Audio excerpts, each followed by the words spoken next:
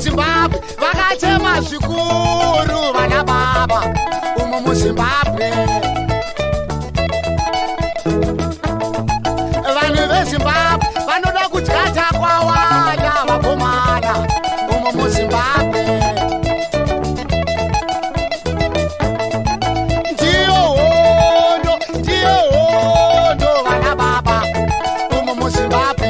Hondo yakashata, hondo kaisimurenga vakomana, hondo maiona imi vasikana, hondo yakashata.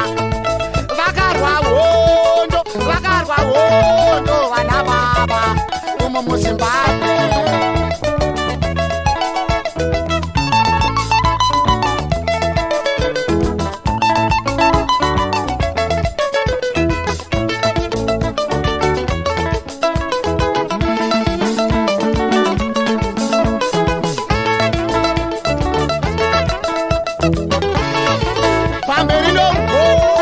Pamberi nomugodi madzimai imi makashanda umo muZimbabwe.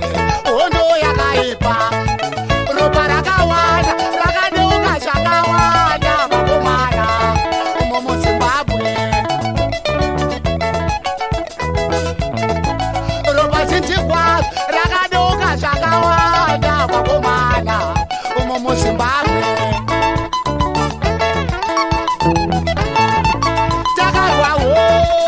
Takarwa hondo vasikana umo muZimbabwe. Hondo yechimurenga, hondo yakashata.